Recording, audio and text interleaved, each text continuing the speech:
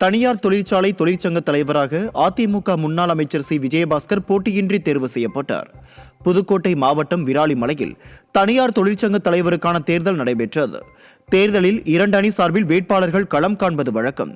ஆனால் இந்த முறை முன்னாள் அமைச்சர் சி விஜயபாஸ்கர் மட்டும் போட்டியிட்ட நிலையில் போட்டியின்றி அனைத்து தொழிற்சங்க உறுப்பினர்களால் ஒருமனதாக தேர்வானார்.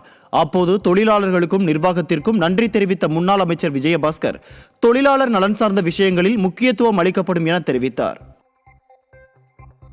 திண்டுக்கல் மாவட்டம் கொடைக்கானல் டோபிகானல் ஆற்றில் கழிவுநீர் கலப்பதால் நோய் தொற்று ஏற்படும் அபாயம் ஏற்பட்டுள்ளது. கொடைக்கானல் டோபிகானல் பகுதியில் சுமார் 300க்கும் மேற்பட்ட குடும்பத்தினர் வசித்து வருகின்றனர். இந்நிலையில் கடந்த சில மாதங்களாக டோபிகானல் ஆற்றில் தங்கும் விடுதிகளில் இருந்து வெளியேறும் கழிவுநீர் மற்றும் குப்பைகள் கலந்து வருகின்றன. இதனால் துர்நாற்றம் வீசுவதுடன் நோய் தொற்று பரவும் சூழலும் ஏற்பட்டுள்ளது. இதனால் சலவை தொழிலையே கைவிடும் நிலை ஏற்பட்டுள்ளதாக வேதனை தெரிவித்துள்ள தொழிலாளர்கள் பலமுறை புகார் அளித்தும் அரசு அதிகாரிகள் நடவடிக்கை எடுக்கவில்லை என குற்றம் சாட்டியுள்ளனர். எனக்கு இந்த ஹோட்டல்லேருந்து பயங்கர வேஸ்ட்டு, சாக்கடை தண்ணி, வேஸ்ட்டு தண்ணி எல்லாம் வருது, புழுவாக வருது. அது நாங்கள் என்ன தான் செய்ய முடியும்? நாங்கள் என்ன செய்கிறது? எங்கள் பிள்ளை குட்டி பூரா இதில் வேலை செய்யும்போது கை காலில் பூரா இங்கே பாருங்கள், காலை பாருங்கள், இந்த காலையும் பாருங்கள், பூரா இதனால வந்தது தான். இது இதில் பூரா புழு, தண்ணியில் வேலை செய்கிறதுனால இதில் பூரா புழுவாக வந்து வேலை. அரியலூர் மாவட்டம் ஜெயங்கொண்டம் அருகே 2.5 வயது குழந்தை கழிவுநீர் வடிகால் குழிகள் விழுந்து உயிரிழந்த சம்பவம் சோகத்தை ஏற்படுத்தியுள்ளது. பிளிச்சுக்குழி காலனி தெருவில் 1 வருடத்திற்கு மேலாக திறந்த வெளியில் கழிவுநீர் வடிகால் குழி மூடப்படாமல் இருந்ததாக தெரிகிறது. இந்த நிலையில் கூலி தொழிலாளி ஐயாவு என்பவரின் 2.5 வயது குழந்தை குழியில் விழுந்து உயிரிழந்தது. இதற்கு விடிய ஆட்சியில் நகராட்சி நிர்வாகம் அலட்சியமே காரணம் என மக்கள் குற்றம் சாட்டினர். பழனி முருகன் கோயிலில் கெட்டுப்போன பஞ்சாமிர்தத்தை அப்படியெல்லாம் அழிக்க முடியாது, அழிக்க வேண்டிய அவசியமும் இல்லை என திமுக எம்எல்ஏ தெரிவித்தது அதிர்ச்சியை ஏற்படுத்தியுள்ளது. பழனி முருகன் கோயிலில் நடக்கவுள்ள பல்வேறு திட்டப்பணிகளை பொம்மை முதல்வர் காணொலி மூலம் தொடங்கி வைத்தார். இந்த நிகழ்ச்சியில் பங்கேற்ற திமுக எம்எல்ஏ செந்தில்குமாரிடம் கெட்டுப்போன பஞ்சாமிர்தம் குறித்து செய்தியாளர்கள் கேள்வி எழுப்பியதற்கு பஞ்சாமிர்தத்தை அப்படியெல்லாம் அழிக்க முடியாது, அழிக்க வேண்டிய அவசியமும் இல்லை என கூறியது அதிர்ச்சியை ஏற்படுத்தியுள்ளது. கடலூர் மாவட்டம் காட்டுமன்னார் கோவிலில் பல லட்சம் ரூபாய் செலவில் கட்டப்பட்ட வட்டாட்சியர் குடியிருப்பு புதர்மண்டி கிடப்பதால் பொதுமக்கள் அதிருப்தி அடைந்துள்ளனர். காட்டுமன்னார் கோவில் வட்டாட்சியர் அலுவலகத்திற்கு வருகை தரும் வட்டாட்சியர்கள் இந்த குடியிருப்புகளில் தங்காமல் வாடகை வீட்டில் தங்குவதால் வட்டாட்சியர் குடியிருப்பு புதர்மண்டி கிடக்கிறது. எனவே வட்டாட்சியர் குடியிருப்பில் புதர்களை அகற்றி குடியிருப்பில் வட்டாட்சியர்கள் தங்குவதற்கு மாவட்ட நிர்வாகம் அறிவுறுத்த வேண்டும் என பொதுமக்கள் கோரிக்கை விடுத்துள்ளனர். ஈரோடு காவேரி சாலையில் ஏழை எளிய மக்கள் காய்கறி விற்பனை செய்யும் இடத்தில் மாநகராட்சி தூய்மை தொழிலாளர்கள் சாக்கடை கழிவுகளை கொட்டியது அதிர்ச்சியை ஏற்படுத்தியுள்ளது. கொங்காளம்மன் கோயில் பின்புறம் விவசாயிகளும் முதியோர்களும் சாலையில் அமர்ந்து வியாபாரம் செய்து வருகின்றனர். இந்நிலையில் வியாபாரம் நடைபெற்றுக் கொண்டிருக்கும் போதே மாநகராட்சி தூய்மை தொழிலாளர்கள் அப்பகுதியில் உள்ள சாக்கடை கழிவுகளை காய்கறி பழங்கள் விற்பனைக்கு நடுவே சாலையில் எடுத்து போட்டு செல்லும் வீடியோ வெளியாகி அதிர்ச்சியை ஏற்படுத்தியுள்ளது.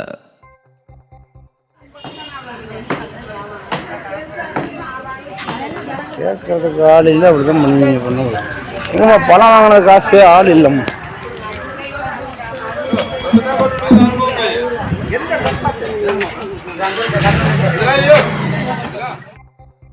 திண்டுக்கல் மாவட்டம் ஆத்தூர் அருகே அழகுப்பட்டி ஊராட்சியில் சாலை வசதி, குடிநீர் உள்ளிட்ட அடிப்படை வசதிகள் இல்லாமல் பொதுமக்கள் பெரும் அவதி அடைந்துள்ளனர். அழகுப்பட்டியில் இருந்து புதுக்கோட்டை வரை செல்லக்கூடிய சாலை குண்டும் குழியுமாக இருப்பதால் வாகனங்கள் இந்த சாலையை பயன்படுத்த முடியாமல் சிரமம் அடைந்துள்ளனர். மேலும் சுமார் 1 வருடங்களாக உடைந்து கிடக்கும் தண்ணீர் தொட்டி உள்ளிட்டவைகளை உடனடியாக சரி செய்து தர வேண்டும் என அப்பகுதி மக்கள் கோரிக்கை விடுத்துள்ளனர். விழுப்புரம் மாவட்டம் திருக்கோவிலூர் அருகே உள்ள அரகண்டநல்லூர் அரசின் ஒழுங்குமுறை விற்பனை கூடத்தில் நாளுக்கு நாள் வரத்து அதிகரித்து காணப்படுகிறது. கடந்த 3 நாட்களில் 7 கோடிக்கு மேல் விவசாயிகளின் விளைபொருட்கள் விற்பனையானது. அறுவடை காலம் என்பதால் விவசாயிகள் தங்களது விளைபொருட்களை அதிக அளவில் விற்பனைக்கு கொண்டு வந்திருந்தனர். இதேபோன்று கடந்த ஆண்டில் அரசு நேரடி நெல் கொள்முதல் நிலையத்தை பல கிராமங்களில் துவங்கியதால் அதிக விலையில் பொருட்கள் விற்பனையானது. எனவே மீண்டும் விடியா திமுக அரசு நேரடி கொள்முதல் நிலையத்தை திறக்க வேண்டும் என விவசாயிகள் கோரிக்கை வைத்துள்ளனர். செங்கல்பட்டு மாவட்டம் செய்யூர் சட்டமன்ற தொகுதிக்குட்பட்ட சித்தாம்பூர் பஜார் பகுதியில் உள்ள பொது கழிப்பறை கட்டி முடிக்கப்பட்டு 2 ஆண்டுகள் ஆகியும் இதுவரை திறக்கப்படாமல் உள்ளதாக பொதுமக்கள் குற்றம் சாட்டியுள்ளனர். எனவே துறை சார்ந்த அதிகாரிகள் ஆய்வு செய்து சமுதாய சுகாதார கழிப்பறையை திறக்க வேண்டும் என மக்கள் வலியுறுத்தியுள்ளனர். நெல்லை மாவட்டம் அம்பாசமுத்திரம் அருகே சிவந்திபுரம் கிராமத்தில் 9 பஞ்சாயத்துகளில் உள்ள குப்பைகளை ஒரு கிராமத்தின் அருகே கொட்டுவதால் அப்பகுதி மக்கள் குப்பை வண்டிகளை மறித்து போராட்டத்தில் ஈடுபட்டனர். சுற்றுவட்டார பகுதிகளில் உள்ள குப்பைகளை சிவந்திபுரம் கஸ்பா பகுதியில் உள்ள விவசாய நிலங்கள் மற்றும் ஆற்றின் கரையோரம் கொட்டுவதால் சுகாதார சீர்கேடு ஏற்பட்டுள்ளதாகவும் மக்கள் குற்றம் சாட்டுகின்றனர். போராட்டத்தில் ஈடுபட்டவர்கள் மீது வழக்கு பதிவு செய்யும் விடியா அரசால் பொதுமக்களிடையே அதிர்ச்சி அடைந்துள்ளனர். கிட்டத்தட்ட ஒரு 300 ஏக்கர் விவசாய நிலம் இருக்கக்கூடிய பகுதியில், நீரோடை ஓடுற பகுதியில், வச்சாத ஜீவநதி ஓடுற ஒரு இடத்துல கிட்டத்தட்ட 3 மாதமாக ஒட்டுமொத்த ஊராட்சி கிராம பஞ்சாயத்தோட குப்பைகளையும் கொண்டாந்து ஒரே இடத்துல தட்டிக்கிட்டு இருக்காங்க. கலெக்டர்கிட்ட கொண்டு போய் மனு கொடுத்தோம். நேரில் பஞ்சாயத்து தலைவரை சந்தித்து பேசி சார் இதுக்கு ஒரு முடிவெடுங்கன்னு சொன்னோம். அதுக்கும் எந்த செயல்பாடும் இல்லை.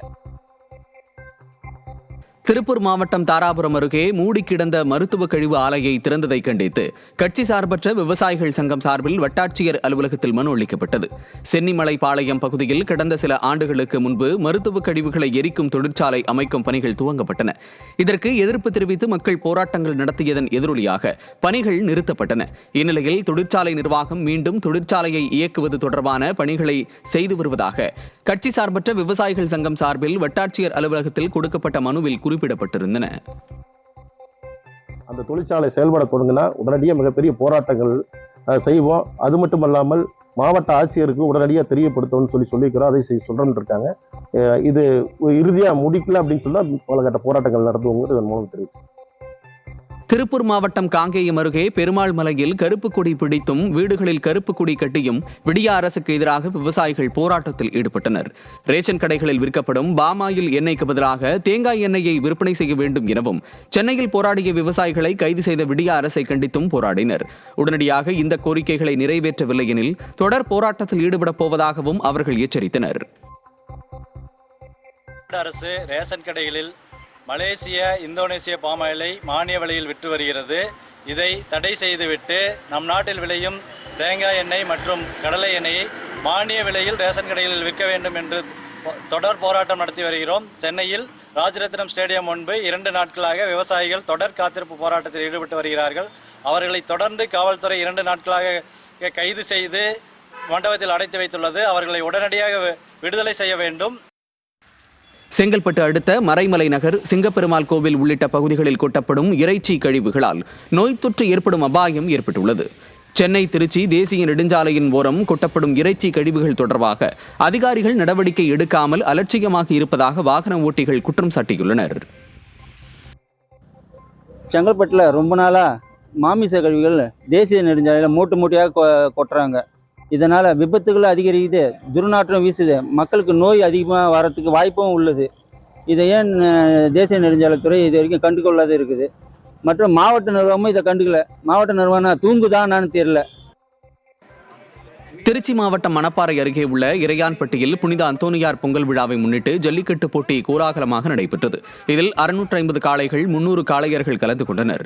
இதில் வெற்றி பெறும் காளையின் உரிமையாளர்களுக்கும் காளையர்களுக்கும் கட்டில், சைக்கிள், வெள்ளி நாணயம் உள்ளிட்ட பல்வேறு பரிசுகள் வழங்கப்பட்டன. இவ்விழாவில் முன்னாள் அமைச்சர் சி. விஜயபாஸ்கர், முன்னாள் MP சின்னசாமி, முன்னாள் MLA சந்திரசேகர் ஆகியோர் பங்கேற்றனர்.